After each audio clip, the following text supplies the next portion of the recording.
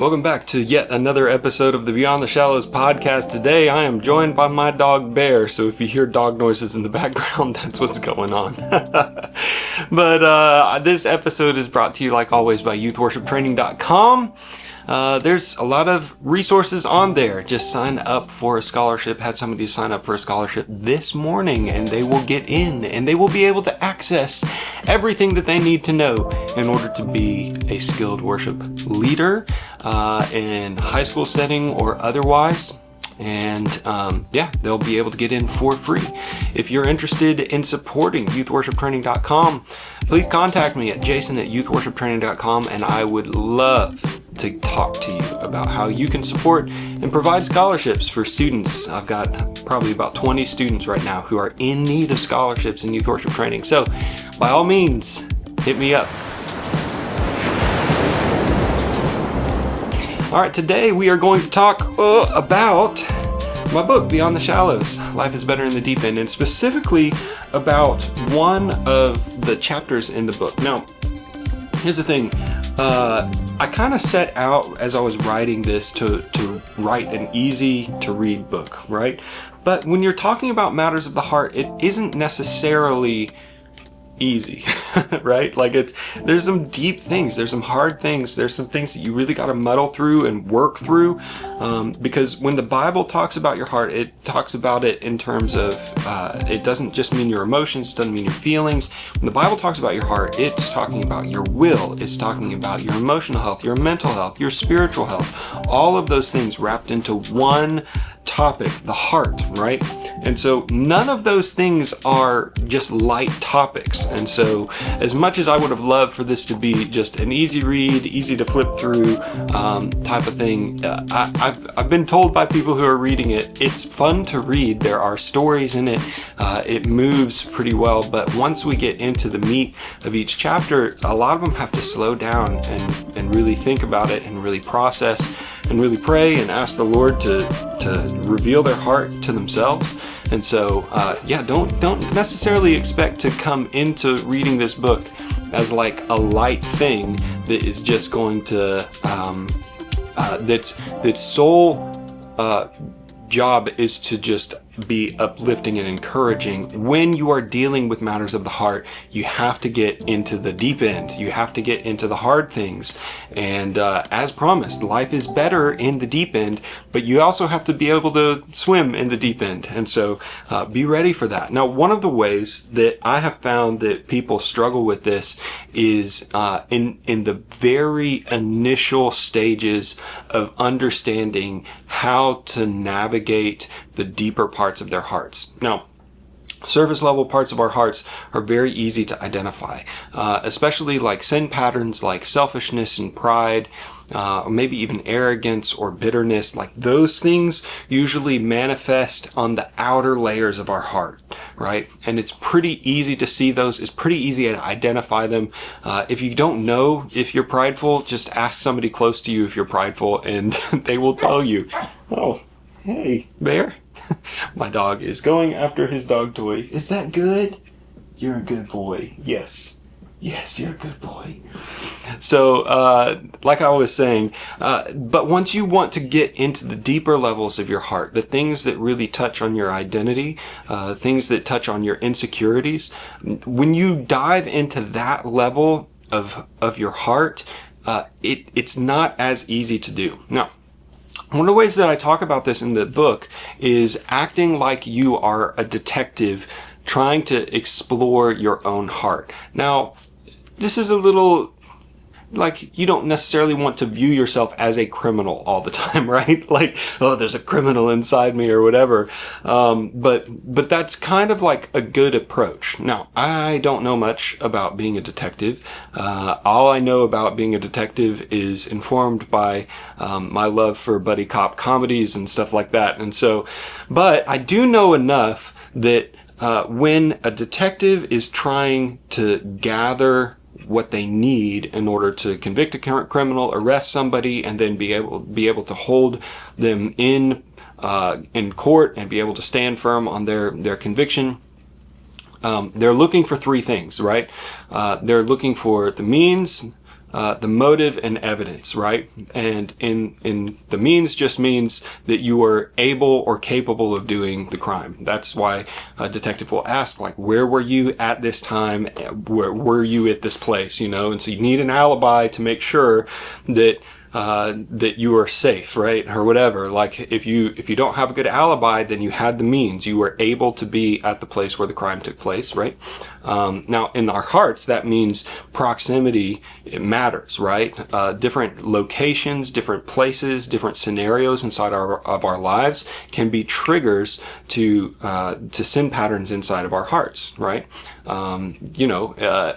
If you are prone to being an aggressive driver and lashing out at other people and road rage and stuff like that, a trigger would be traffic, right? There's means there, right?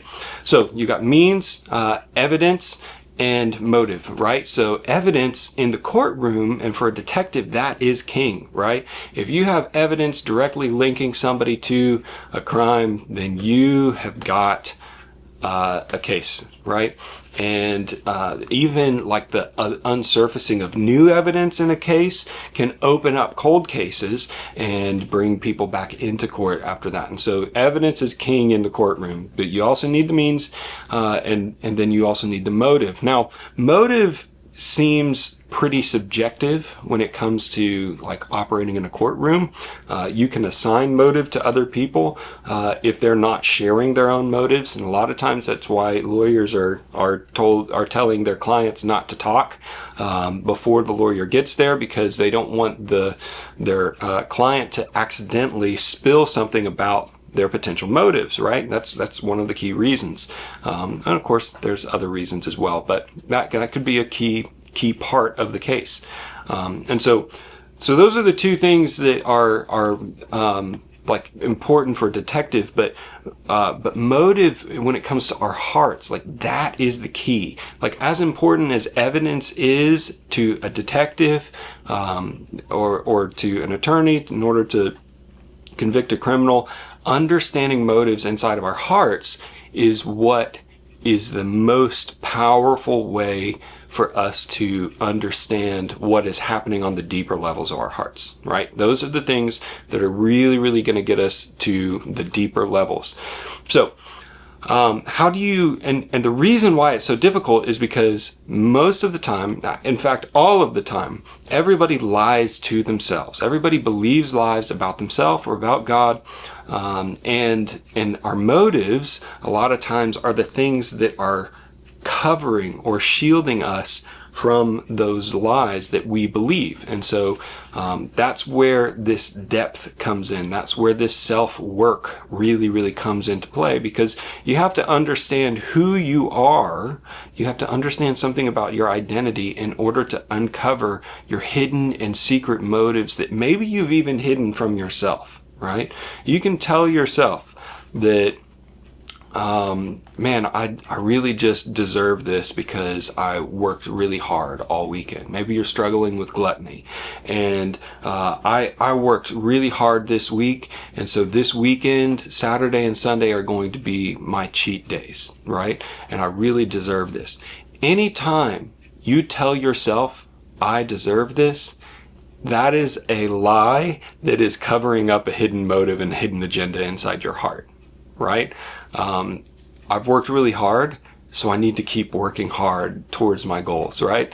Now, I'm not saying that cheat days are evil or anything like that, but that's just a quick example to show you, man, like if I can uncover the hidden motives inside my heart, then I'm really going to make some progress and go into the deep end. And that is why sometimes this book is not such an easy read. Now it can be fun. There are fun stories in here. There's even the mention of hemorrhoids and stuff like that. Oh gosh. But, both of my sons make an appearance, and maybe one or two of my daughters in there. And, one story about my son's soccer game that kind of turned out terrible, and then another story about going to a 4D movie experience with my other son Logan. In fact, Logan is my best salesman for the book. If I hand him a copy of this, he's going to pitch it to people, and and he will collect the money and everything. And he's even made some commissions on sale. So it's fun working with an 11-year-old and an 8-year-old to sell your book. So I hope that you have picked up your copy of Beyond the Shallows.